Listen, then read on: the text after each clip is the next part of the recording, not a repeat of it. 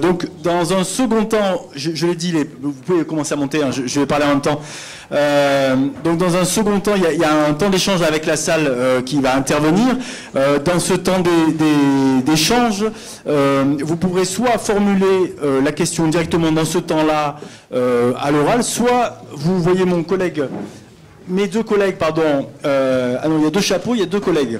Bon, en tout cas, il y a un chapeau, on va dire. Vous vous débrouillez, vous, le noir ou le jaune, où vous pouvez noter sur une feuille, soit parce que la question vous vient et que vous voulez qu'elle soit dite, soit parce que vous n'avez pas envie de prendre la parole au public, et vous la confiez. Donc il y a des stylos, il y a des papiers, vous confiez cette question à l'un des deux ou les deux. Arrangez-vous. Et cette question va être dite, et ensuite je la transmets aux intervenants qui sont là maintenant réunis autour de la table, et je les remercie d'être là. Alors, dans l'aide de mon papier, et pas dans l'ordre... Bon, non, on va commencer comme ça. Jean-François Luc, vous représentez ici le Rassemblement national. Vous êtes conseiller régional. Vous êtes aussi la tête de liste pressentie dans le 4-5. Même pas pressentie, ça y est, c'est déclaré. Vous avez voté, c'est ça ? Je sais pas, ça se passe pas comme ça chez vous. Mais bon, voilà, vous êtes là. Vous étiez déjà... Pardon, excusez-moi, je vais arrêter tout de suite mais vous étiez déjà, non, tête de liste... Oui, il n'y a pas que chez vous, on va pas rentrer dans la tambouille, sinon ça va devenir compliqué. Vous étiez déjà tête de liste en 2014 dans le même secteur, non ? D'accord, vous étiez dans... Voilà, vous étiez nulle part, et donc bienvenue donc dans cette municipale, Jean-François Luc, donc pour représenter le Rassemblement national. À vos côtés, Alexandra Louis, bonjour. Alors vous êtes député, élu lors de la dernière élection. Vous êtes élu dans le secteur nord, et vous avez pris à bras le corps cette question de l'habitat indigne, et notamment des grandes copropriétés qu'on va retrouver beaucoup dans le 13e et le 14e. Je pense à Corot, sur lequel vous avez fait un rapport un peu détaillé qui a permis, je pense, de faire bouger les choses. Il reste beaucoup encore à bouger. Donc on aura l'occasion de l'évoquer. À vos côtés, Étienne Tabag, bonsoir. Alors vous représentez Debout Marseille. Debout Marseille, donc qui est mouvement écologiste et citoyen, porté par Rassemblement, pardon, je savais que j'allais me tromper, donc porté notamment par Europe Écologie Les Verts, dont vous êtes adhérent depuis 2011, vous êtes coordinateur du programme, par ailleurs, vous êtes professeur de sciences économiques et sociales en classe préparatoire dans un lycée tout proche. Voilà, juste à côté. Et vous êtes aussi podcasteur, donc vous faites de la radio sur Internet. Et notamment, vous avez fait une série d'émissions. Je le cite, ça a l'air anecdotique, mais c'est pas le cas. Vous avez fait une série d'émissions l'été dernier sur la question de l'habitat indigne. C'est normalement une émission plutôt économique, mais là, vous vous êtes posé la question, mais qui est aussi économique, de l'habitat indigne à Marseille, pour essayer de comprendre où étaient les responsabilités, mais pas que. Voilà, donc merci d'être là. À vos côtés, vous avez un représentant, cette fois-ci, de la liste de Bruno Gilles. Liste Bruno Gilles, donc vous êtes un expert mandaté par le candidat LR, l'un des deux candidats LR, on y reviendra. Vous êtes agent immobilier, vous travaillez depuis 30 ans dans l'immobilier, mais vous avez travaillé aussi dans le versant social de l'immobilier, avec l'agence immobilière à vocation sociale, voilà, votre monsieur Xavier Méry la connaît bien, puisqu'elle a géré notamment l'unité d'hébergement d'urgence de la ville. Et vous étiez aussi dans un groupement qui s'appelait l'Esprit Papillon, et qui avait pour mission à la fois d'insérer dans le logement, mais aussi d'insérer dans l'emploi, et par le logement et par l'emploi. Merci d'être présent pour représenter donc la liste de Bruno Gilles, enfin liste, en tout cas, je ne sais pas si vous serez sur la liste, mais en tout cas la candidature de Bruno Gilles. À vos côtés, Anne-Marie Gobin. Alors vous représentez le Printemps marseillais, merci. Vous êtes militant socialiste, on peut le dire. Printemps socialiste qui représente un certain nombre de partis et de mouvements citoyens. Printemps, j'ai dit une bêtise. C'est pas grave, je vais en dire d'autres, ne vous inquiétez pas. Alors, Alors, vous avez aussi travaillé longtemps dans ces questions de logement, puisque vous étiez pendant 20 ans à Habitat Marseille-Provence, qui est le logeur de la ville et maintenant de la métropole. Vous avez aussi travaillé pour le conseil régional sur les questions d'habitat, de foncier, aussi de rénovation urbaine. Donc, vous connaissez très bien ces questions et aujourd'hui, vous travaillez en libéral comme assistance à maîtrise d'ouvrage, on va dire, sur ces questions d'habitat. Donc, vous travaillez dans le groupe Habitat du Printemps Marseillais et donc, vous avez déjà fourbi un certain nombre de propositions. Voilà. On aura l'occasion d'y revenir. À vos côtés, Xavier Méry. Vous êtes à la fois conseiller municipal et conseiller métropolitain. Alors, sous votre casquette municipale, vous traitez plutôt des questions d'exclusion, de lutte contre l'exclusion, et notamment du sans-abrisme, qu'on appelle comme ça. Et sous votre casquette de conseiller métropolitain, vous êtes désormais délégué depuis mars et présenté au public il y a presque un an. Vous êtes délégué donc à la question d'habitat indigne et de l'amélioration de l'habitat. Donc vous portez cette nouvelle stratégie portée par la présidente de la métropole et du département pour tenter d'éradiquer l'habitat indigne. C'est le défi qui sert de titre à ce débat. La première chose que je vais vous demander, c'est en une petite minute de me dire, voilà, vous arrivez à l'hôtel de ville, vous êtes nommé adjoint à l'habitat indigne pour changer. Quelle est votre première décision? Quelle est votre première décision qui relève de l'urgence? Et vous aurez chacun à plancher sur cette question-là. Quelle est l'urgence pour vous et qu'est-ce que vous faites en premier? Xavier Méry.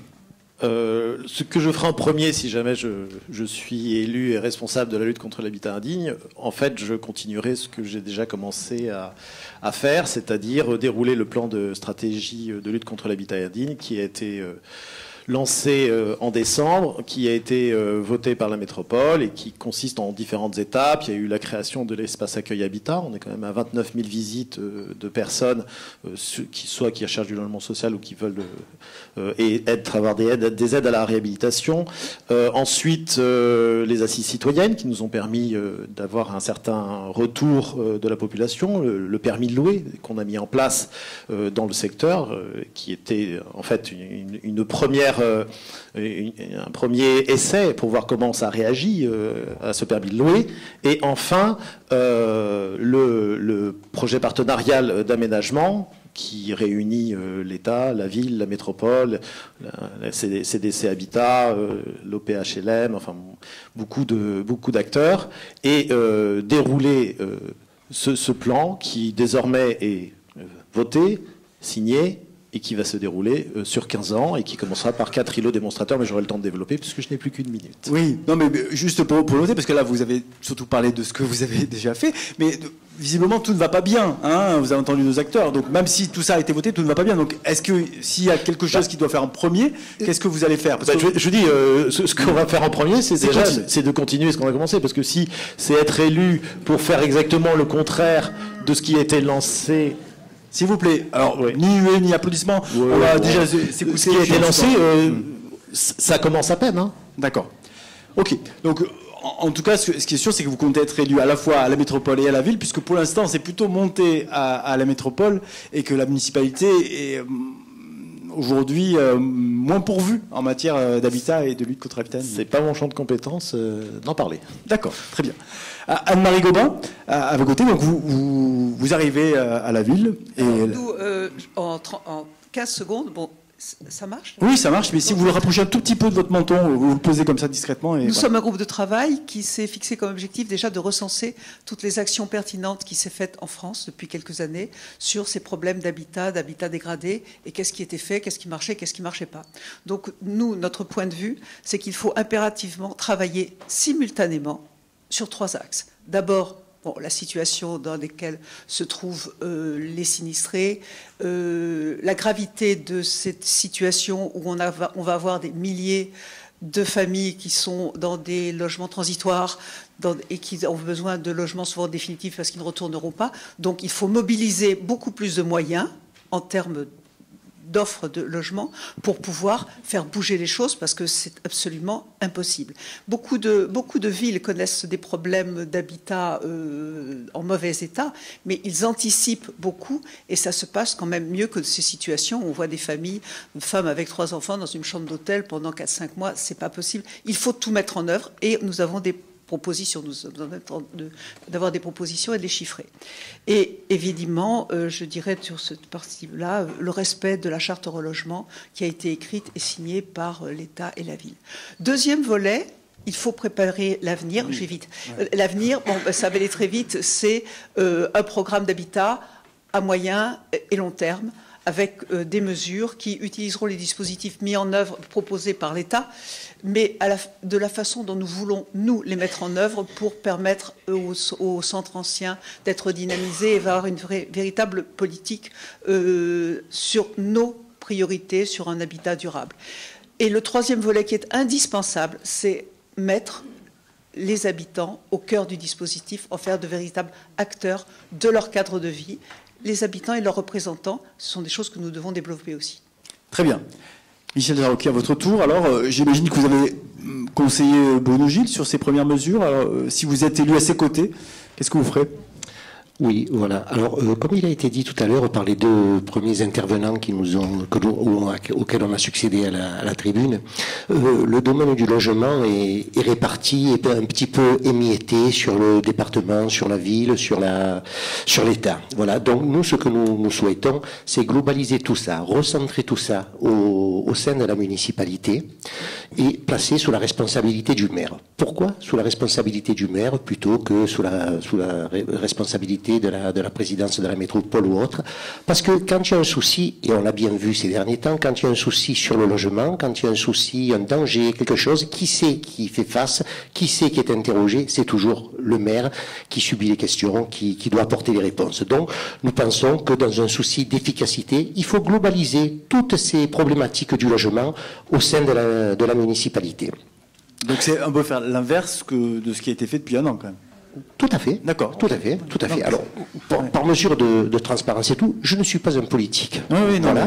Donc, moi, j'ai rejoint des personnes sur des valeurs et sur un programme que j'ai soumis, qu'on a accepté. Donc, je vous le présente. Oui, mais Bruno Gilles a dit exactement ce que vous venez de dire. Hein. Voilà. Je sais. Voilà. Mais nous sommes en phase. Ça me paraît logique. On ne peut pas être en phase sur tout avec tout le monde, mais là, nous y sommes. Voilà.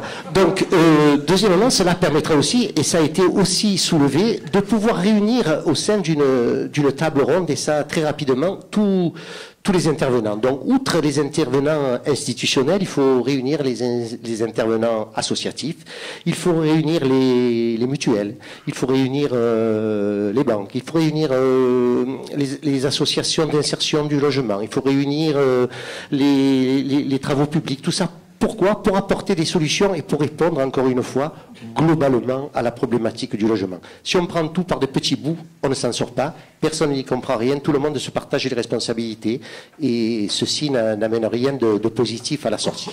Voilà. Après, je développerai. Oui. Voilà. Vous aurez le temps, je l'espère. Étienne Tabag. Donc, je ne sais pas si vous avez cette ambition, mais voilà, je vous nomme adjoint à l'habitat et donc avec cette spécialité habitat indigne, qu'est-ce que vous faites?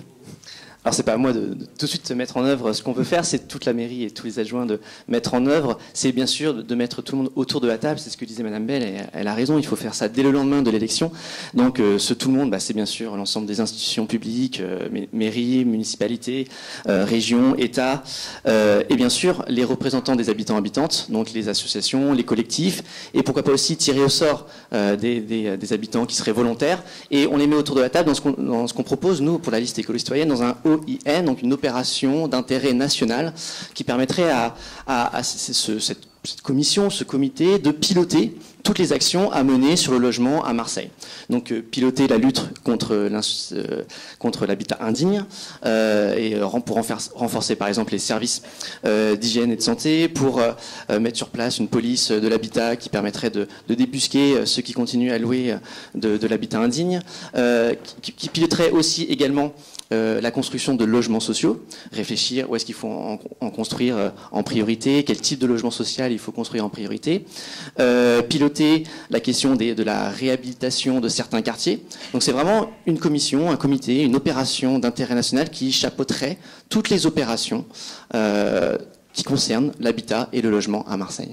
Mais est-ce que c'est quelque chose qui vient s'ajouter à la GOU, PPA, SPLAIN, déjà énoncé et présenté par Monsieur Méry, ou qui chapeaute tout ça? Qui chapeaute, qui centralise toutes les informations et qui donne un cadre d'ensemble, une vision d'ensemble à toutes ces institutions qui, pour l'instant, n'ont pas encore vraiment de contenu.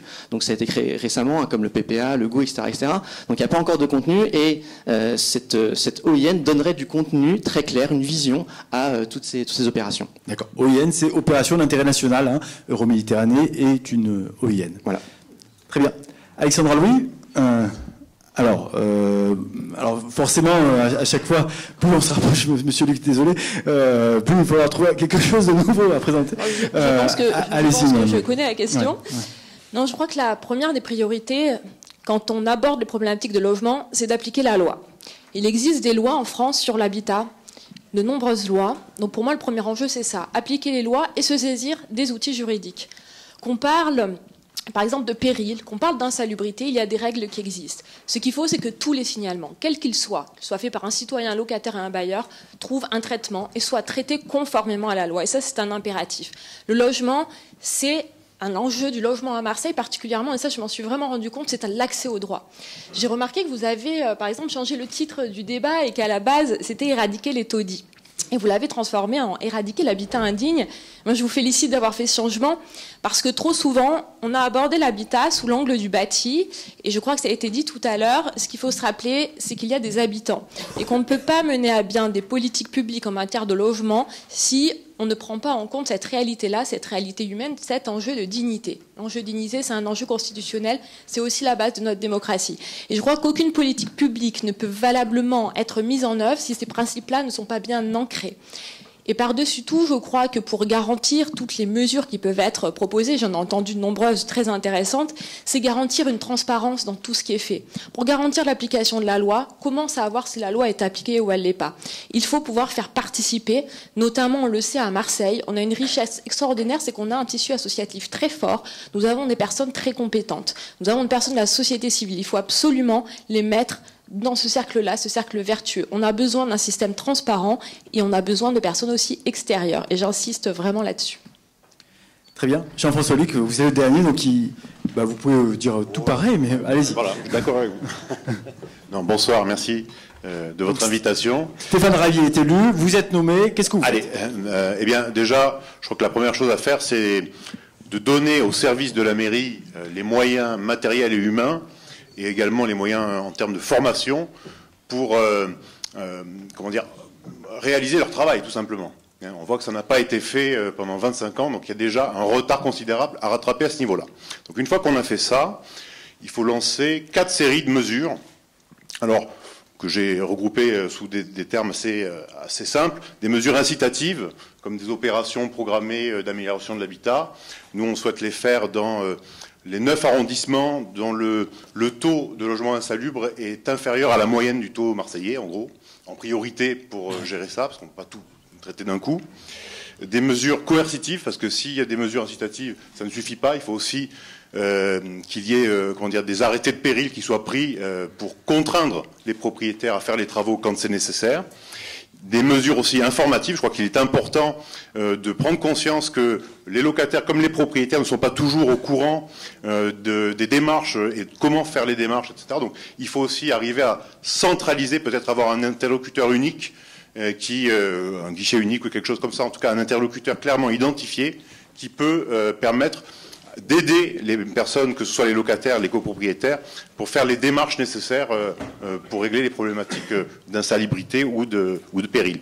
Et enfin, des mesures préventives aussi. On sait que quand certains, par exemple, permis de construire sont attribués, il y a eu le cas notamment au cours Lyoto, quand on a évacué certains immeubles, il y avait des travaux qui avaient été faits dans certains commerces au rez-de-chaussée qui avaient fragilisé l'immeuble parce que, c'est vrai que c'est sympa d'avoir un open space très grand quand on a un commerce, mais parfois, voilà, il faut quand même que les services de la mairie vérifient quels sont les travaux qui sont réalisés. Voilà. Donc, et ça, on peut le faire bien sûr que si on a les moyens.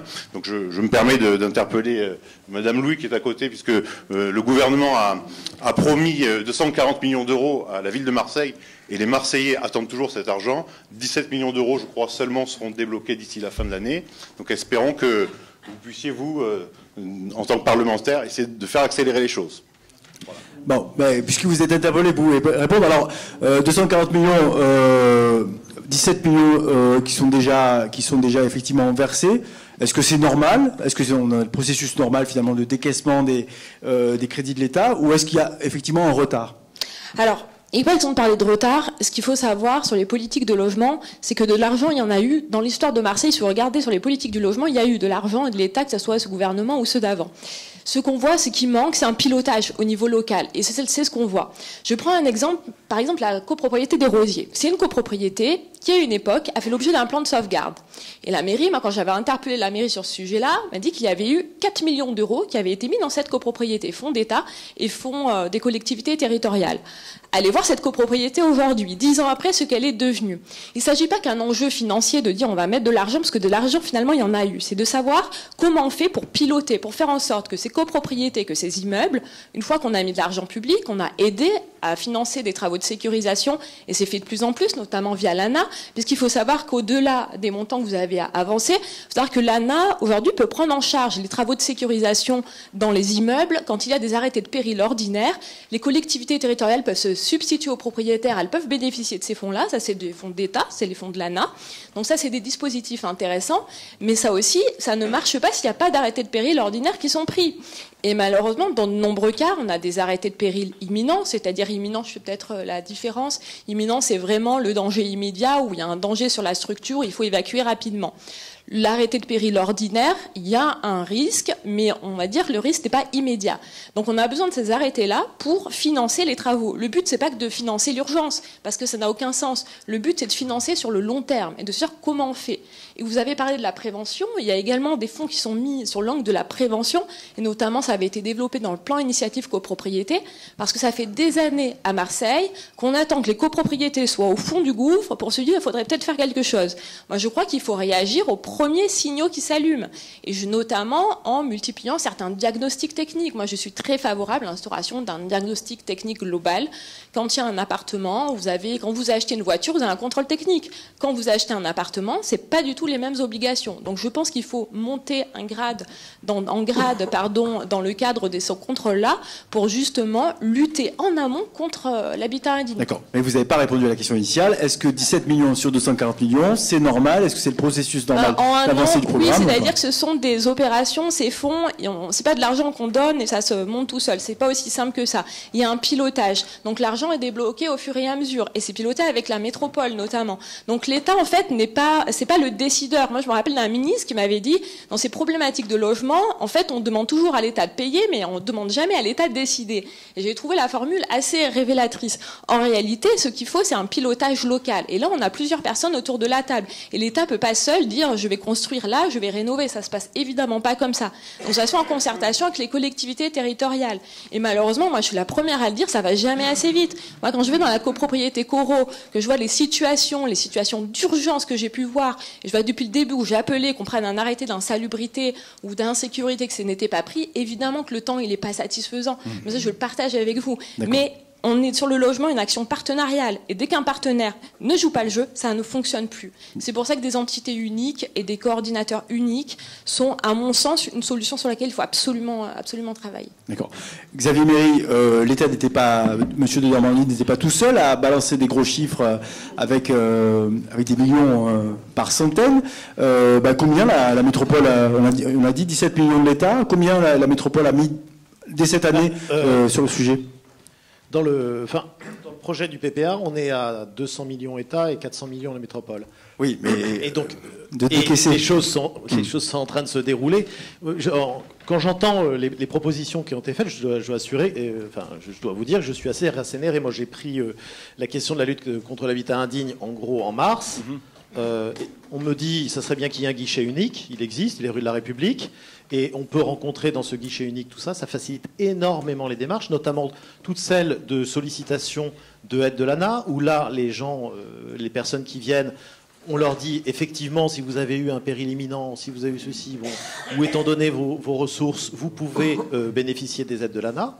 Ce qui est très important, on verra parce que ça a des conséquences aussi après sur le logement social. J'expliquerai parce qu'il y a le logement conditionné par les aides qui sont données avec l'argent public quand même, qui va aider des propriétaires privés. Donc très rapidement, l'agence nationale donc, peut aider les propriétaires à financer ces travaux et parfois jusqu'à 100%, c'est ce que jusqu'à 100% ou 80%, voilà. En fonction d'un certain nombre de critères. En échange, ils doivent conventionner leur logement. Ils doivent conventionner leur logement, c'est-à-dire avoir un plafond de loyer qui fait que ça va faire l'équivalent du logement social pendant une période de 9 ans généralement. Donc ça c'est déjà en cours. Je signe pour l'ANA, donc je vois bien les accords de subvention que je donne et je vois que la mécanique est en train de se faire. D'accord. Donc il y a combien de dossiers qui sont, par exemple, il y a une PH Péril qui a... Ah oui, c'est énorme. D'accord. Okay. Ah oui, c'est énorme. J'ai là les signatures que j'ai fait de subvention pour l'ANA. J'ai dû en faire, ne serait-ce qu'il y a 2 jours, j'ai dû en faire 300 sur la métropole. D'accord. C'est colossal. Ok. Et là, l'argent qui est mobilisé est à hauteur de 47 millions, si je me souviens bien. D'accord. Mais je reviens sur les compétences. Bon, vous n'avez pas dit combien de millions parce qu'on a parlé des 17 millions de l'État. Et donc, sur les sommes annoncées par Madame Vassal, combien ont été réellement décaissées alors? Aujourd'hui, je crois que c'est 22 millions, si je me souviens bien. Okay. Ouais. D'accord. Donc là, on est vraiment, c'est le tout début de ce plan stratégique. D'ailleurs, en collaboration avec l'État, on nous parle d'un OIN. C'est devenu la GOU parce que je pense pas que l'État désire refaire une grande opération urbaine. Merci. Et qui fait quoi? La grande opération urbaine qui fait que la métropole désormais décide non seulement sur la question de la voirie, sur la question de l'habitat, mais aussi sur les équipements publics qui étaient une compétence de la mairie, pour que tout soit complètement coordonné et précisément qu'il y ait une cohérence dans cette lutte contre l'habitat indigne. Mais je parle trop. Hein. Non, je vous coupe pas, mais Anne-Marie Gobin, justement, on en vient à cette question de l'articulation entre la métropole. Hein. Les deux personnes qui vous encadrent ont 2 points de vue différents. Monsieur Méry parle au nom de la métropole. Pour vous, Monsieur Sarroqui, c'est plutôt à la ville que ça va se passer. Comment on coordonne ces politiques et ces institutions? Bon, de toute façon, il y a une tendance générale, et c'est vrai que beaucoup de compétences, surtout en matière d'habitat, sont parties à la métropole. Alors, est-ce que ça permet d'avoir un guichet unique? Il faut voir, mais c'est vrai qu'il faut se poser la question. En tout cas, il est bien évident qu'il est indispensable, compte tenu, en plus de ça, de ces opérations et de ces dispositifs, qu'il faut que le représentant de la mairie à la métropole ait un poste qui lui permette de maîtriser d'être à la tête, de coordonner ces opérations. Avoir les deux. Voilà, et le même adjoint qui soit à la ville et à la métropole. C'est dans cet esprit-là qu'il faut construire quelque chose pour être cohérent, parce que c'est vrai que c'est la ville qui est concernée par ce type d'habitat à 90% pour la métropole. J'ai 90 parce que j'imagine 10% pour les autres, parce qu'il doit sûrement y en avoir. Donc on peut imaginer. On souhaite pour le moment dans l'état de travail que ce soit ça qui soit fait, parce que c'est vrai que la métropole a les compétences de l'ANA. Enfin, il y a des opérations qui sont importantes. Alors, pour revenir sur cette grosse opération qui a été signée, c'est vrai qu'elle est énorme, mais il faut bien se dire que c'est un cadre qu'a donné l'État. C'est un cadre administrativo-financier. Pour dire des choses pas bien, mais c'est un cadre où on peut faire à l'intérieur, en fonction des politiques, de la politique menée, des choses très différentes en termes qualitatifs et quantitatifs. Il y a vraiment s'emparer de ça, c'est le maîtriser et en faire sien.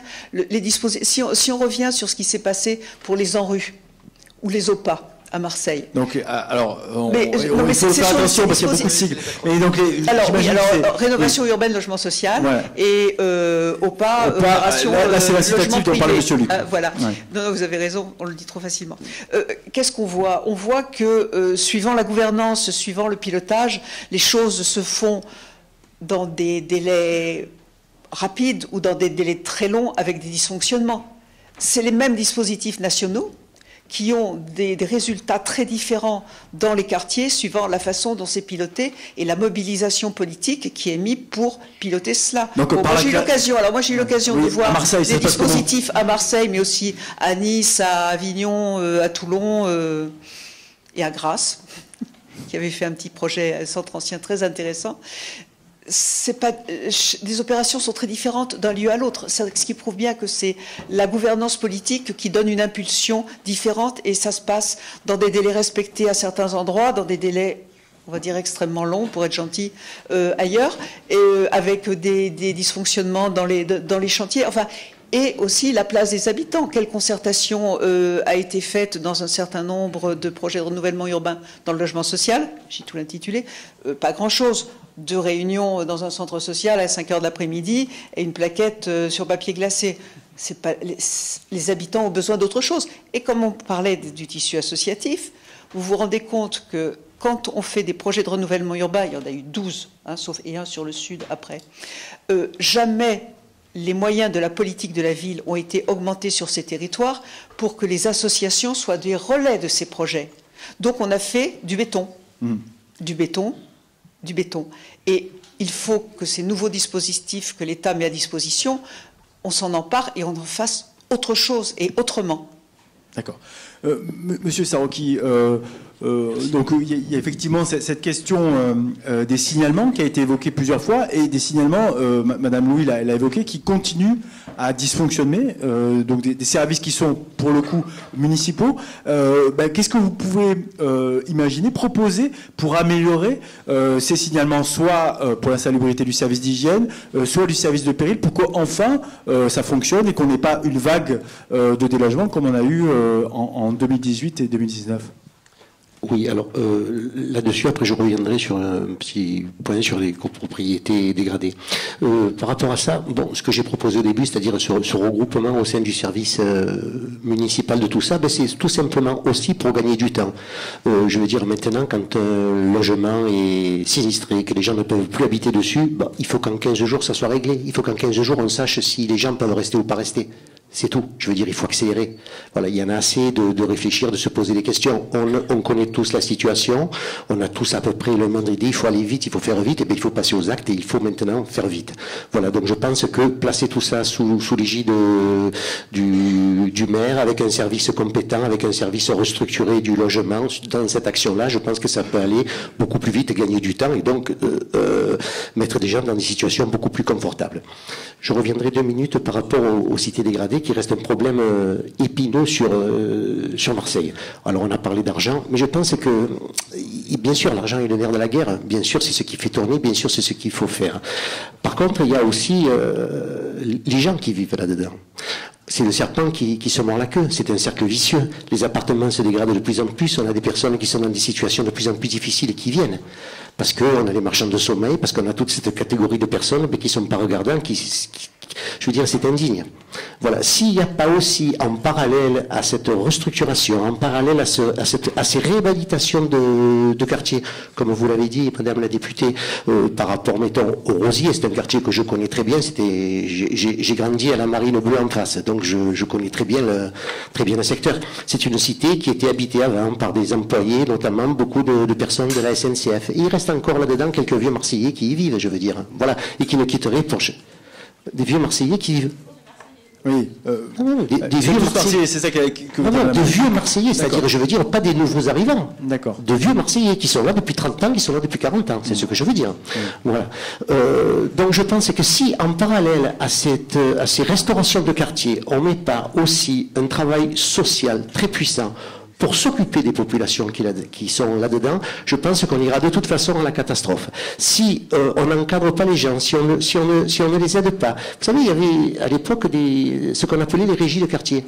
C'est-à-dire que les gens du quartier participaient à la réhabilitation des appartements, et ainsi de suite. Ben, ça faisait une certaine prise en compte, ça faisait une certaine éducation. Alors ça peut faire peut-être un peu vieux jeu, ça peut faire rétrograde quand on parle à coup de 200 millions d'euros, ainsi de suite. Mais je pense que c'est aussi cette responsabilisation des gens qui puissent vivre leur quartier, qui puissent vivre leur cité. Je pense que c'est indispensable si on veut arriver à ce que les gens vivent selon la formule et habitent leur appartement en bon père de famille, puisque c'est le terme exact.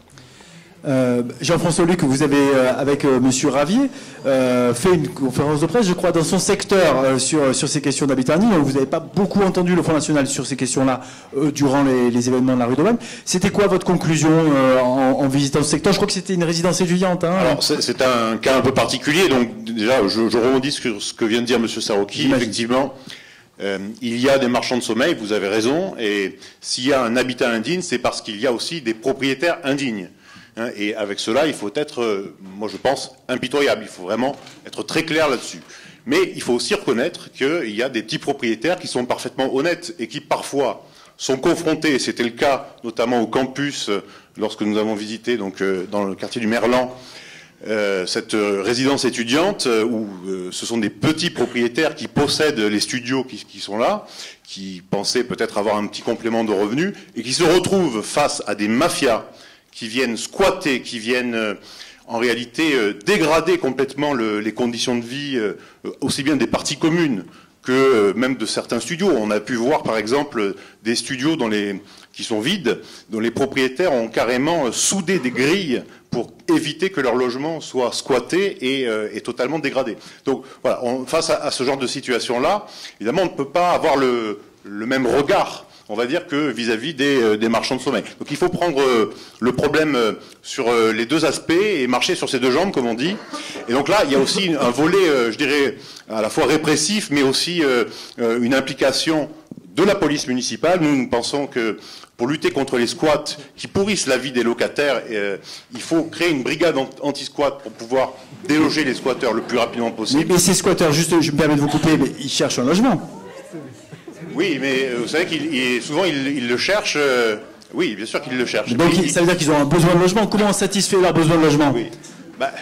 Déjà, il faut qu'ils aient les moyens aussi de... Et s'ils n'ont pas les moyens, monsieur, alors après, s'il y a des logements sociaux, évidemment. Oui. Ça, c'est un autre volet. Oui, mais là, on est face à des trafiquants de squat. C'est-à-dire des gens qui rentrent de force dans des studios et qui pénètrent chez les gens, qui virent des personnes qui habitent. Donc il y a aussi des gens qui vivent tranquillement là-bas, qui paient leur loyer et qui méritent aussi de vivre tranquillement. Non, mais je nie pas le phénomène. Je nie pas le phénomène. C'est juste la question, c'est que ces squatteurs, ils le font pas pour le plaisir.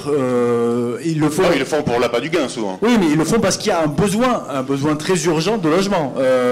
Pas nécessairement. Hein. On a parfois des trafiquants de drogue, on a aussi de la prostitution. On a quand même une situation de sécurité qu'il faut gérer. C'est pas seulement... il faut sortir de la vision un peu misérabiliste des pauvres gens qui sont là, qui squattent juste parce qu'ils sont pauvres. Ça existe évidemment, mais je ne nie pas le contraire. Mais en même temps, on n'est pas forcément face à ce genre de cas. Donc il faut vraiment gérer les deux aspects. D'accord. Justement, vous voulez réagir sur cette question-là? Une réponse un peu technique sur les copropriétés avec les plans de sauvegarde. Évidemment, il y a ce risque de marchands de sommeil qui achètent, mais il y a la préemption. Qu'est-ce qui empêche la ville, et elle le fait dans un certain nombre de cas, mais insuffisamment.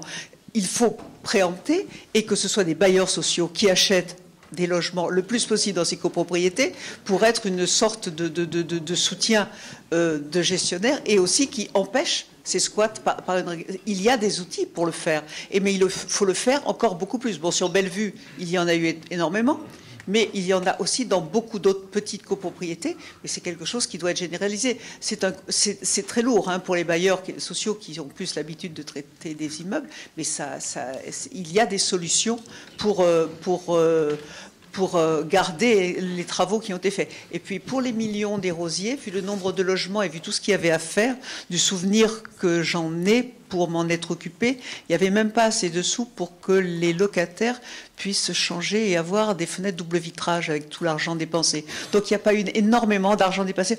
Quand on rapproche au nombre de logements, au nombre de logements de la résidence et aux travaux qu'il y avait à faire sur les parties communes, il y a eu, même si c'est beaucoup, il y a eu peu d'argent consacré vu le nombre de logements. Je n'ai pas les chiffres précis en tête, mais je sais qu'on n'a même pas pu aller jusqu'au bout. Étienne Tabag, donc encore une fois, vous êtes élu demain. Vous découvrez aussi 51 immeubles vacants, vides, en état parfois de ruine. Hein. C'est les 51 immeubles que l'enquête commune réalisée par la Marseillaise Mediapart, Le Ravi et Marsactu a mis à jour. Qu'est-ce que vous faites avec ça, ce patrimoine oublié de la ville de Marseille? Et c'est 51, mais il y en a plus. Il y en a probablement plus, et donc d'abord faire un audit complet sur quelles sont toutes les propriétés, quel est l'ensemble du foncier qui appartient à la municipalité. Et ensuite, une fois qu'on connaît cette information, on la diffuse et on invite les différents partenaires institutionnels et bien sûr les collectifs d'habitants pour réfléchir ensemble à ce qu'on en fait de ce foncier marseillais. Alors il y a plusieurs solutions possibles. Tout d'abord, ce qu'il faudrait faire, c'est pour loger correctement, temporairement, les victimes des délogements, c'est construire des logements passerelles qui permettraient de loger ces habitants. On a du mal en ce moment à trouver des solutions pour eux. Alors ça peut être dans des hôtels, dans des logements qui finalement s'avèrent pas tout à fait adéquats à la situation. Si on a ce stock de logements passerelles, ça permettrait déjà de mieux les loger temporairement. Autre solution et ce qu'on peut faire d'autre avec ce foncier, c'est bien sûr réfléchir à construire du logement social. Et donc là, la priorité, c'est de viser les arrondissements. Donc pour l'instant, on est à 18,8% de logement social sur Marseille. On est en dessous les 20% qui sont pourtant nécessaires, obligatoires de la loi SRU. On est très loin des 25% qu'il faudra atteindre d'ici 2025. Mais il faut, dans un premier temps, prioriser les arrondissements où il y a un écart important entre le taux de pauvreté des gens qui habitent sur place et un taux de logement social qui est inférieur, qui est très bas. Par exemple, sur le premier arrondissement, vous avez un taux de pauvreté qui est de 41%, mais le taux de logement social n'est que de 11%. Et donc, effectivement, il faut d'abord commencer par ce genre d'arrondissement pour pouvoir proposer des solutions concrètes en utilisant le foncier public pour pouvoir loger toutes ces familles qui ont des revenus modestes et qui demandent le droit au logement avec des dossiers qui sont mal instruits actuellement par les autorités compétentes. Enfin, pas assez compétente apparemment, pour pouvoir loger toutes ces familles modestes. Alors juste pour vous préciser la source, vous avez lu attentivement le rapport du Haut Comité pour le logement des personnes défavorisées qui a été rendu aujourd'hui et qui est effectivement présidé par Marie-Hélène Carlotti. Et vous l'avez lu. Alors, Alexandra Louis, je reviens un peu sur l'interpellation de votre de Jean-François Luc qui est à vos côtés, parce qu'il pointe une réalité qui est réelle. Hein. On a vu un certain nombre de crises qui se sont réalisées dans certaines grandes copropriétés avec des immeubles entiers squattés dans des conditions très difficiles pour les gens qui y vivaient, à Corot, hein, mais aussi à Calisté et dans d'autres endroits. Comment on arrive, et ça c'est finalement une responsabilité de l'État, ces gens sont demandeurs d'asile pour la plupart, qu'est-ce qu'on fait pour cela aussi, pour les loger de manière digne ? Alors d'abord, s'il y a des squats, vous l'avez dit, ça a été dit, c'est qu'on manque de solutions de logement pour une partie de ces personnes-là. Et que personne, c'est pas forcément des gens qui se lèvent un matin en se disant je vais chercher un squat parce que c'est génial. C'est des situations absolument dramatiques. Je me souviens d'avoir visité des squats au parc Corot et d'avoir vu notamment une prostituée nigériane dans une situation humainement, et ça, on peut parler là d'enjeux humanitaires, véritablement. Donc c'est vraiment un enjeu important. Sur les copropriétés dégradées, on a beaucoup de squats dans ces copropriétés, c'est pas le fruit du hasard. C'est parce que c'est une spirale. Les copropriétés dégradées, c'est une spirale qui ne s'arrête jamais si les pouvoirs publics n'interviennent pas de façon très claire et très ferme. Or, dans ces copropriétés, qu'on prenne le parc Corot, qu'on prenne les Rosiers, le parc Calisté, on a ce qui se passe, une paupérisation. C'est-à-dire que les propriétaires occupants petit à petit s'en vont, on laisse la place à des locataires. c'est un courant assez commun, c'est que moins il y a de propriétaires occupants, plus quand même les immeubles ont tendance à se dégrader. Et au fur et à mesure, il y a des charges aussi qui augmentent. Il faut savoir que dans beaucoup de ces copropriétés, il y a eu des problèmes de gestion au niveau des syndics. Je pense qu'à un moment donné, il faut le dire également. Donc on voit toute la situation se dégrader. Au bout d'un moment, les logements sont de moins en moins chers. Et on a des investisseurs qui achètent ces appartements pour des bouchées de pain. Vous pouvez voir des annonces sur le Bon Coin qui sont assez édifiantes. On va avoir des appartements, un T3 à Corot pour 20 000 €, voire moins. Donc c'est extrêmement rentable avec des locataires parfois dedans qui perçoivent la cave pour 500 €. J'ai vu même des marchands de sommeil, quand on parle de squats, les squats ne sont pas toujours gratuits, c'est ce qu'il faut savoir. C'est que vous avez des personnes, des bons samaritains, parce qu'ils se présentent tels quels, hein, j'ai pu en rencontrer, qui logent ces personnes-là dans des squats, des appartements qui ne leur appartiennent pas. Tant qu'on n'intervient pas sur le bâti, tant qu'on n'intervient pas sur la gestion de ces copropriétés, moi je pense au Rosier, où par exemple j'ai demandé notamment à la ville, qui est la nomination en tout cas la saisine du tribunal pour avoir un administrateur provisoire. Je sollicite également qu'il y ait un plan de sauvegarde. Tant qu'on n'intervient pas sur le fond, on aura toujours cette problématique de squat. Et même si on reloge bien, et on doit le faire, que ce soit de demandeurs d'asile ou pas, de toute manière, il faut trouver des solutions de logement. On ne peut pas laisser les gens risquer leur vie dans certains squats. À Corot, il y avait parfois de l'eau, des problèmes électriques, avec des enfants, parfois âgés de pas plus de 3 ans. Donc là, on est vraiment sur un enjeu de sécurité publique, un enjeu de santé publique. Donc dans ces cas, ce qu'il faut, c'est vraiment agir sur le fond. Parce qu'on peut se dire, on va loger ces personnes-là, mais les squats, ils seront encore mis à disposition tant qu'on ne sanctionne pas véritablement les marchands de sommeil. Parce que oui, tous les propriétaires, évidemment, ne sont pas des marchands de sommeil, loin de là. On a des propriétaires de bonne foi qui sont totalement dépassés par la situation. Mais on a des personnes aussi qui sont des véritables marchands de misère. Il existe la loi Elan, on a voté de nombreuses dispositions. Ce sont des dispositions intéressantes parce que ça permet d'exproprier, ça permet de saisir aussi les indemnités d'expropriation quand c'est fait dans le cadre d'une opération de réaménagement. Ça permet également de sanctionner pénalement ces personnes-là. La difficulté qu'on a aujourd'hui, c'est de les identifier, de les signaler et que ça soit remonté à la justice. Donc je pense que si on veut éviter ce phénomène de squat, il faut pouvoir récupérer ces logements qui certains sont vacants, c'est-à-dire que les propriétaires s'en désintéressent complètement parce que la situation est parfois difficile et que faire évacuer un squat, en plus c'est juridiquement pas simple, il faut le dire, parce que là, on est sur un enjeu aussi de droit au logement. Mais en tout cas, à mon sens, il faut avoir une action de fond sur tous les pans. Et ce qui est important aussi, c'est de penser à l'accompagnement social, que ça soit des propriétaires de bonne foi, mais également des locataires et des squatteurs, pardon. Xavier Méry, vous avez tout à l'heure commencé à annoncer un certain nombre de mesures qui ont été prises. Donc la société publique locale d'aménagement d'intérêt national, la SPLAIN, la grande opération d'urbanisme. Mais tout ça, c'est centré sur le centre-ville. Et comment on évite l'effet de vase communicant entre ces populations qui seront peut-être chassées du centre-ville parce qu'on va faire de la préemption, parce qu'on va agir sur le bâti, et qui vont trouver à se loger ailleurs, et peut-être dans les grandes copropriétés du Nord. Comment on agit partout en même temps? Je vais vous expliquer la logique qui est mise là, concernant les copropriétés, c'est qu'on rachète à l'amiable le maximum d'appartements. Les personnes qui sont locataires, on essaye de trouver un autre logement le plus proche possible et on achète. Une fois qu'on a la maîtrise du foncier, pour certaines tours, on les détruit complètement parce que ça nous coûterait beaucoup plus cher de les réhabiliter que de les laisser telles quelles. Et pour les autres, on les réhabilite, puisqu'il y a lieu de le faire, et puis on ne peut pas se permettre de détruire tous les logements. Et ça, c'est vraiment en cours. Sur le parc Corot, je regarde par exemple Plombières, qui était une copropriété dégradée. Elle a été quasiment entièrement réhabilitée. Et aujourd'hui, les gens sont revenus. Mais en fait, ça n'enlève pas les problèmes.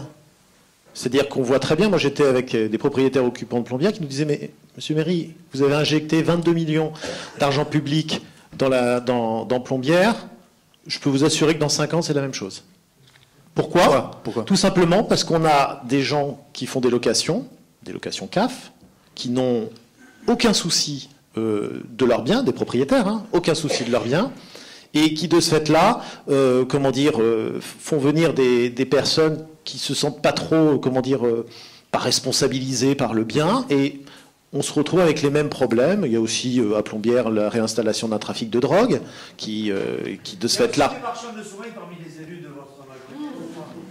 Ça, il y a des manifestement, je l'ai appris comme vous parce que moi je n'étais pas au courant, mais c'est pas parce qu'il y en a quelques-uns qui l'ont été que tous le sont. Moi personnellement, pas de propriété que je loue. On n'a pas les moyens. Alors, pour d'appellation, très bien, tout à fait. Et il y a des personnes, on pourrait dire, mal intentionnées ou peu scrupuleuses dans tous les métiers et même en politique. Donc, et quels que soient les bords en plus, je crois. Donc, mais ce que je veux dire, c'est que ce travail est fait. Et d'ailleurs, dans le cadre du PPA et de la réhabilitation, on aura besoin de ces copropriétés dégradées qui ensuite, une fois qu'on a la maîtrise foncière, sont confiées à un bailleur et deviennent du logement social. Elles étaient du logement social de fait, comme ça a été dit, elles le deviennent de droit. Sauf que les rosiers dont parle Madame Louis ne fait pas partie des priorités du plan initiative. Si, alors je vous les citer toutes. Hein, non, il n'y a pas les rosiers. Si, les rosiers, ils viennent d'y rentrer. Ah, ils viennent d'y rentrer. Scoop. Non, mais ils viennent d'y rentrer, mais il y a Coro, il y a Calisté, il y a il y a Bel Horizon, je ne vais pas tous vous les citer, il y en a 10 en fait, pour tout vous dire. Il y en avait 5 qui étaient d'intérêt national, hein, et donc si les rosiers sont rentrés, c'est peut-être d'intérêt régional, donc avec des financements. Oui, pas d'intérêt national, oui. D'accord, oui, donc il y en a toujours 5 qui sont d'intérêt national, qui sont prioritaires, et dont certaines parfois depuis 20 ans. Vous avez parlé,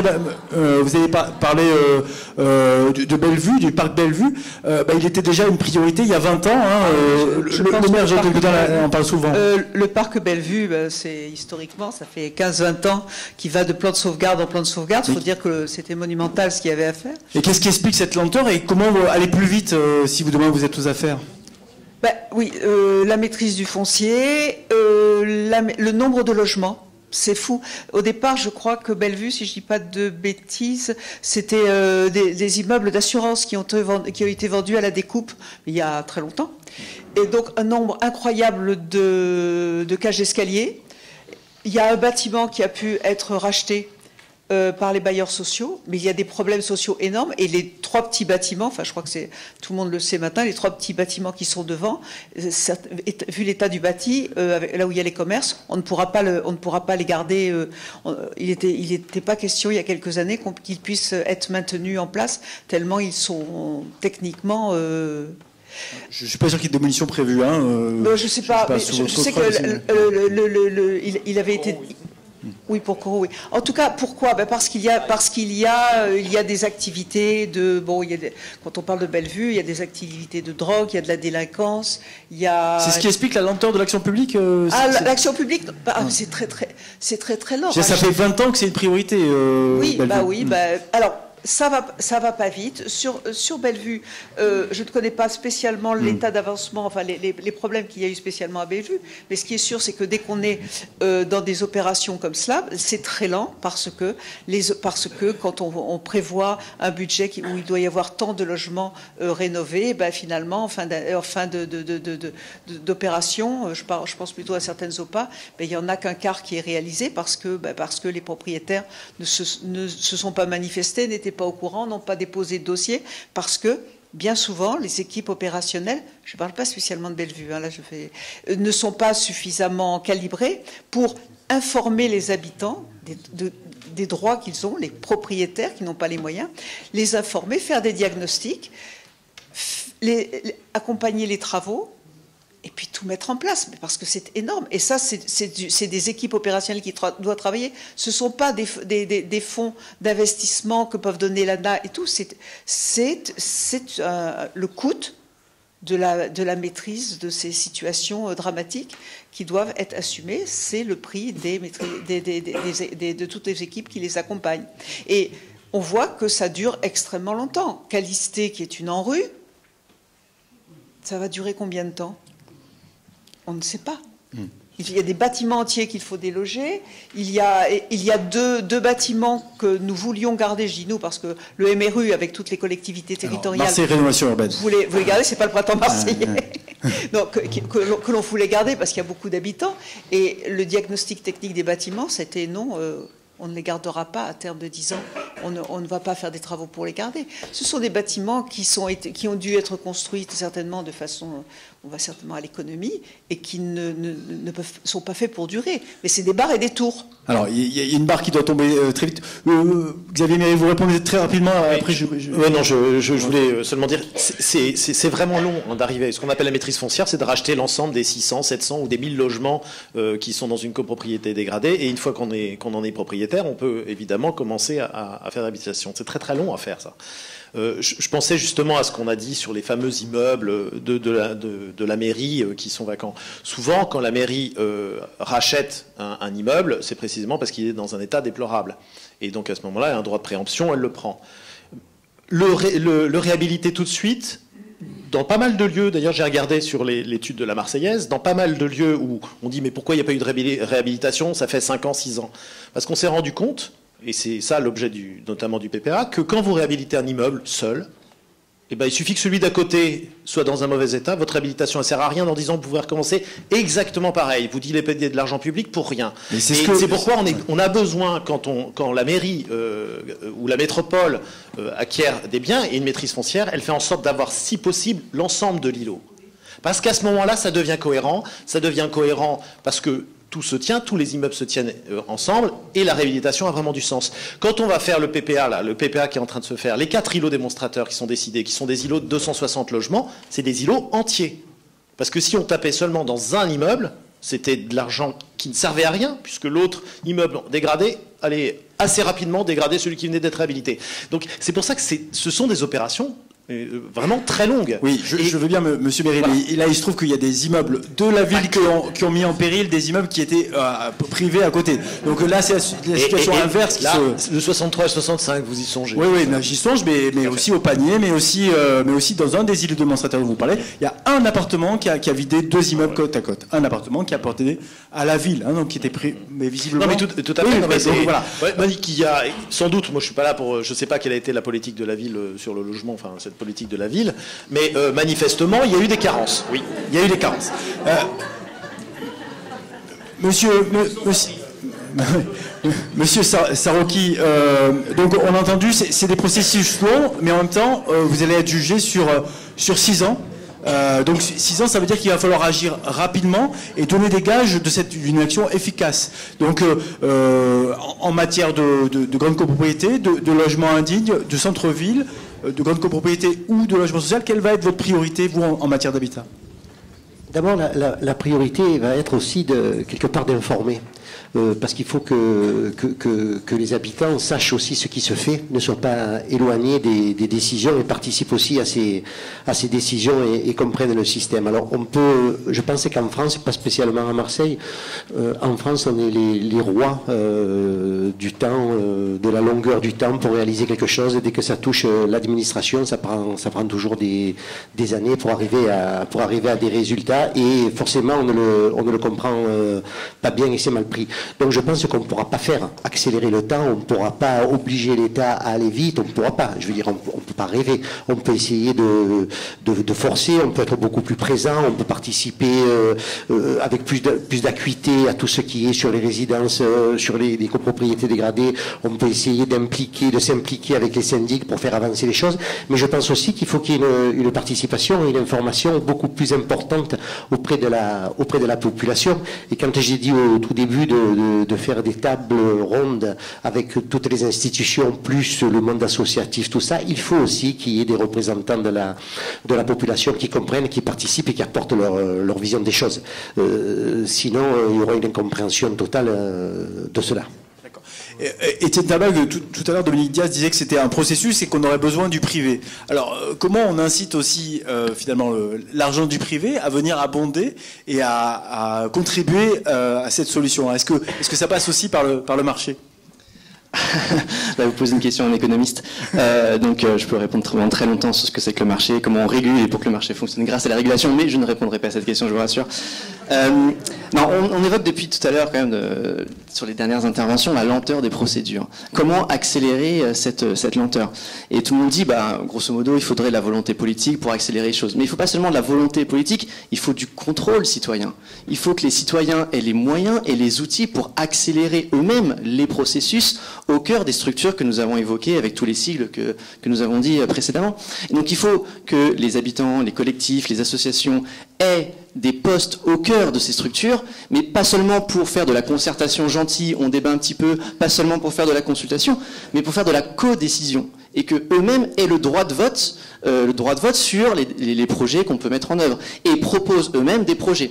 Et grâce à ce contrôle, ils font mettre la pression sur l'ensemble des acteurs. Ça ralentit pas. Ça accélère les processus, ça. Ah, mais je pense que si les habitants qui habitent sur place ont aussi des sièges ou des représentants dans les structures qui prennent des décisions, ils peuvent faire remonter les situations d'urgence sociale dans les différents cas que nous avons évoqués pour dire mais attention, là c'est urgent, ça va s'effondrer dans cette rue-là, là c'est urgent, c'est très insalubre dans cette copropriété, il faut absolument accélérer le processus. Et face à cette pression des citoyens et des citoyennes, évidemment que les élus vont réagir. Donc il ne faut pas seulement de la volonté politique, il faut une organisation institutionnelle pour donner des vrais moyens aux habitants pour mettre la pression. Alors, sans rentrer dans la théorie économique, vous n'avez tout de même pas répondu à ma question. Donc, comment on fait pour faire en sorte que finalement les privés contribuent aussi, alors de manière incitative ou de manière plus coercitive à cet effort pour améliorer l'habitat? Je vais revenir sur la solution qui a été évoquée par Madame Bell, qui est le permis de louer. Donc effectivement, il est mis en expérimentation pour l'instant à Noailles, mais ça ne concerne que les nouvelles locations et juste un quartier. Il faut absolument élargir ce processus, à tous les quartiers où il y a une forte concentration de logements insalubres, de logements indignes, et 2, à toutes les locations, même celles qui sont déjà en cours. C'est un peu comme le contrôle technique pour les voitures, je ne sais plus qui avait évoqué c'est Madame Louis. Oui, le contrôle technique pour les voitures, merci, qui avait dit effectivement régulièrement il faut montrer sa voiture, amener sa voiture à un garagiste qui contrôle, je sais pas, les freins, les phares, le moteur, etc. pour que ça marche bien. Il faut faire pareil avec le logement, c'est-à-dire faire venir des inspecteurs, inspectrices sur les lieux pour vérifier qu'il n'y a pas de problème sur le système électrique, qu'il n'y a pas de problème en termes d'humidité, de moisissure, etc., etc. Et ensuite, pour inciter l'ensemble des propriétaires à rénover régulièrement leur bien, à faire attention à ce que le bien ne se délabre pas, pour continuer à pouvoir louer leur logement et à recevoir des revenus. Et donc, si on touche au potentiel de revenus récupérés par les propriétaires, ils vont faire attention. Et là, ils vont mettre l'argent pour rénover leurs biens, s'ils ont suffisamment de moyens pour rénover. Et s'ils n'ont pas les moyens, ils vont le remettre sur le marché. Et peut-être que d'autres vont pouvoir racheter ces logements pour le rénover eux-mêmes. Donc oui, le permis de louer, je pense, est l'une des solutions pour inciter le privé à rénover leur logement. Alors, à l'inverse, Jean-François Luc, on a dit que dans ce parcours résidentiel, il manquait aussi des logements sociaux et qu'il y avait, je crois, près de 77 000 demandes qui étaient insatisfaites en logements sociaux à l'échelle de la métropole. Les élus de votre groupe, de votre parti, pardon, s'opposent systématiquement aux délibérations qui portent sur les logements sociaux, et notamment les garanties d'emprunt qui permettent aux bailleurs sociaux de les réaliser. Alors, est-ce que vous êtes pour ou est-ce que vous êtes contre les logements sociaux? Qu'est-ce qu'il faut faire? Je pense que déjà, il y a une problématique, alors, c'est pas uniquement le logement, c'est une question aussi d'aménagement du territoire, mais c'est vrai que à chaque fois qu'on crée de nouveaux logements sociaux, on détruit un petit peu le poumon vert de Marseille parce que on va aller construire dans tel ou tel. On n'est pas obligé de le faire dans le poumon vert, quand même. Tout à fait. Donc, nous, notre vision, c'est plutôt justement de faire un moratoire pour arrêter de bétonner la ville. Oui. Voilà. Et d'inciter, pour le coup, on a eu l'occasion durant cette campagne de rencontrer les professionnels du BTP et d'inciter justement les professionnels du BTP à rénover l'habitat existant déjà, voilà, dans ces questions. Mais là, on a besoin de logements sociaux. Donc, pour le coup, les logements sociaux, c'est des bailleurs publics, pour la plupart, qui le construisent. Donc, comment on fait pour rattraper la loi, hein? Il nous faut 25%, on est à 18 à peu près à Marseille. Si on va à l'échelle de la métropole, on va dégringoler. Comment on construit ces logements sociaux? Il faut rééquilibrer. Est-ce que M. Ravier va construire du logement social dans tous les secteurs de Marseille? Alors, pas dans un premier temps, ça c'est clair. D'accord. Voilà, c'est clair. Mais là où je rejoindrai monsieur, excusez-moi, Tabag, pardon, c'est que moi j'ai vécu quelques années dans le premier arrondissement, donc je connais aussi les problématiques de ce quartier-là, à la Porte d'Aix précisément. Ouais. Et c'est vrai qu'il y a des endroits où typiquement on manque de logements sociaux, alors qu'il y a d'autres endroits où on en a trop. Donc il faut aussi rééquilibrer. Ça fait partie aussi de la vision de Stéphane Ravier, justement, sur l'ensemble de la ville. D'accord. Donc on pourrait faire du logement social dans le 6e, dans le 8e, où le taux là passe entre 0 et 5%. Vous êtes d'accord? Oui, voilà, effectivement. D'accord, ok. Et comment on assure, parce que là on parle de Marseille, mais comment on assure cette solidarité, cette fois-ci à l'échelle de la métropole? Parce que là aussi, là les maires qu'on va retrouver qui ne sont pas forcément de votre couleur, eux ils n'en veulent pas du logement social, ils veulent pas des Marseillais, hein, ils veulent pas qu'on leur impose ils veulent pas qu'on leur impose des locataires. Donc comment on fait pour partager la solidarité et l'effort en matière de logement social? Il y a une problématique en fait qui accompagne malheureusement le logement social, et l'un des intervenants tout à l'heure en a parlé, Monsieur Diaz je crois.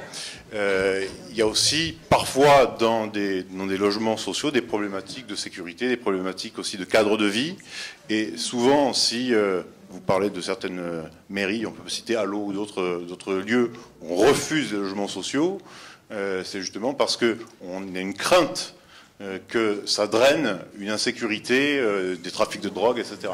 Donc la première chose à faire, c'est d'abord de rétablir l'ordre et la sécurité, pour qu'on puisse justement... Non mais c'est simple, hein, on peut parfaitement vivre, quand on a des revenus modestes, en respectant aussi l'environnement, la loi, etc. Oui. Donc, mais il faut aussi que l'État fasse son travail, et que les politiques, même municipaux, hein, la politique municipale fasse son travail aussi. Mais le logement social n'égale pas de délinquance. Hein. Je veux dire, on peut partager l'effort en logement social et inciter les villes de la métropole à construire du logement social sans forcément partager la délinquance, il me semble.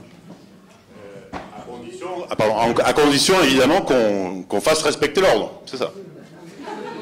Alors, oui, vous voulez prendre, Madame Gobin, vous voulez prendre la parole? Allez-y. Je voudrais prendre la parole sur plusieurs points qui ont été dits. D'abord, on est tous entre spécialistes et intéressés, motivés en ce qui concerne l'habitat et le logement social, donc il ne faudrait pas tomber dans des schémas caricaturaux.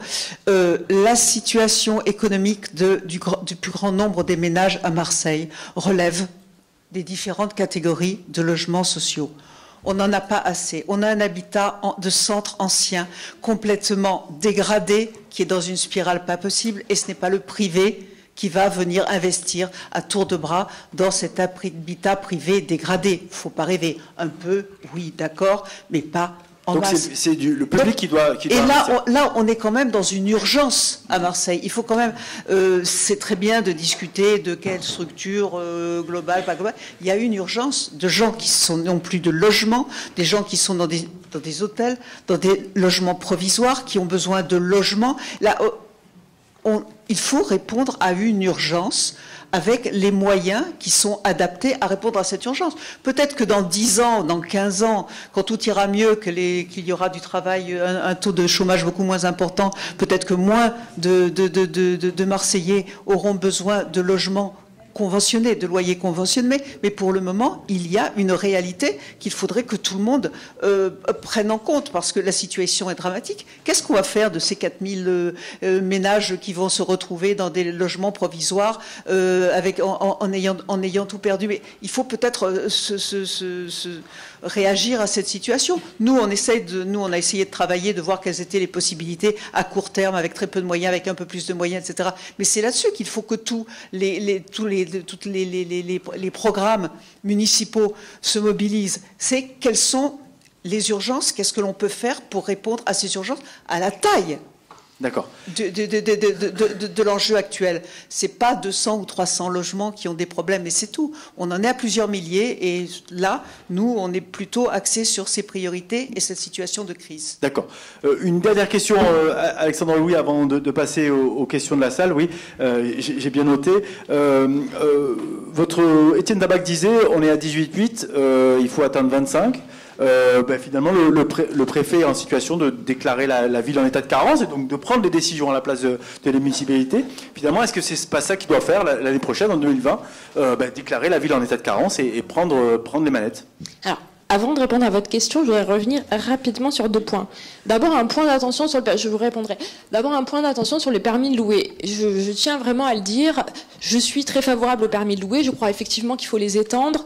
Mais par contre, attention, moi je pense, j'ai l'expérience du SCHS, de ce qui s'est passé sur justement le contrôle de le SCHS, c'est le service qui s'occupe de l'insalubrité, d'aller faire les diagnostics. Terminal d'hygiène. Voilà, tout à fait. Donc, qui est un service qui a beaucoup dysfonctionné. Il faut absolument être vigilant à ce que ces services qui soient chargés de contrôler ces permis de louer soient très scrupuleux. Parce que sinon, c'est un blanc-seing qu'on donne aux propriétaires. Donc, grande vigilance par rapport à ça. Et c'est pour ça qu'il faut avoir une transparence totale sur l'attribution de ces permis de louer et quitte à avoir même un observatoire par rapport à ça. Ça, c'est une petite parenthèse. Pour revenir à votre question, il est une chose importante en matière de logement. On parle souvent de la gestion de l'urgence, c'est-à-dire le péril, tout ça. Évidemment, c'est important, mais il faut avoir aussi une vision à long terme en matière de logement. Moi, j'ai souvent regardé un peu ce qui se passait ailleurs en France. On me disait Marseille, pourquoi Marseille est la capitale des taudis?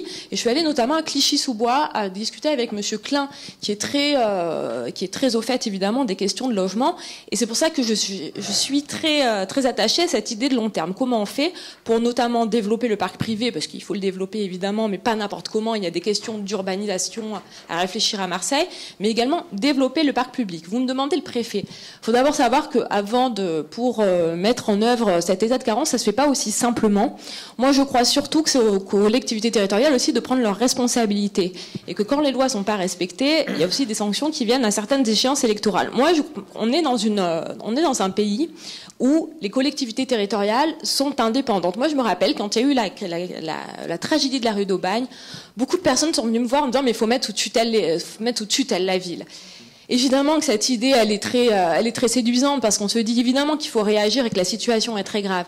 Mais juridiquement, évidemment, cette mesure était pas possible parce qu'on est dans un pays qui ne le permet pas. Les collectivités sont indépendantes. Donc, il faut une pression de l'État. Et moi, ce que je vois, c'est que depuis le 5 novembre, même avant que le plan initiative copropriété, l'État a pris sa part. L'État est là en soutien, l'État est là en accompagnateur et l'État est là aussi pour regarder ce qui se passe, en mettant parfois un petit peu la pression parce que c'est nécessaire. Mais l'État ne peut pas se substituer. Le cadre juridique est extrêmement complexe pour que l'État se substitue aux collectivités territoriales. D'accord, très bien. Donc, alors vraiment tout petit, parce que vous êtes un tout petit peu en avance sur le temps de parole et votre... D'accord, mais un tout petit peu sur le permis de louer, parce que ce qu'a dit Alexandre Alloué est important. Oui.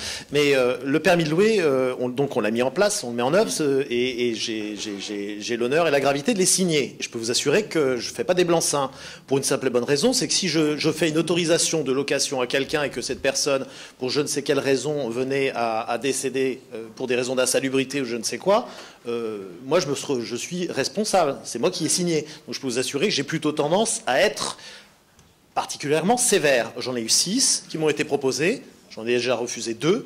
D'accord. Et il y en a un que j'ai signé, et les 3 autres, c'est ça, je les ai mis sous condition.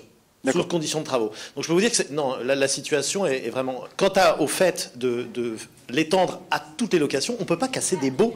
On peut pas casser des baux. On ne peut le faire qu'à l'occasion d'un nouveau bail. Non, mais je vous entendais, on peut pas le faire ça. Et ensuite, une chose qui est quand même très importante, c'est on n'a pas le droit de rentrer chez les gens comme ça si on n'y a pas été invité, et encore moins pour faire des diagnostics. Pourquoi on a mis en place ce permis de louer? Tout simplement parce que dans ce carré qui avait une très forte concentration de PJI, de péril grave et imminent, c'est pour ça que ce lieu-là a été choisi, eh bien, ça nous permet, parce qu'on oblige les gens qui veulent louer à faire venir un agent assermenté qui va constater, les questions d'insalubrité, donc avec toutes les décodes, enfin tout ça est très fait, et surtout en même temps voir si, au niveau structurel, cet appartement ou cet immeuble n'est pas sous le coup d'un PGI. Et bien, on a déjà commencé, et il y a un PGI qui a été signalé à la mairie, un péril grave et imminent, excusez-moi, sur précisément un immeuble qui a été visité à l'occasion d'une demande de permis de louer. D'accord. Donc, voilà, je peux vous assurer que les choses sont sérieuses. Et non, mais cette question d'articulation, Madame Louis l'a posée avec raison, puisque effectivement, c'est des services municipaux qui sont sous une casquette métropolitaine, et pour l'instant, vous n'avez, je crois, pas signé d'accord entre la ville et la métropole pour partager les services. Si, c'est signé. Si, l'équipe dédiée, elle est vraiment en train de se mettre en place. Mais il me semble que vous n'avez pas encore signé. Vous savez, les fusions de services et des collectivités, c'est assez compliqué. Mais ça avance, en tous les cas, je suis bien amené à signer. Avant de verser dans des sujets trop techniques, on va laisser la parole à la salle, donc à une série de questions.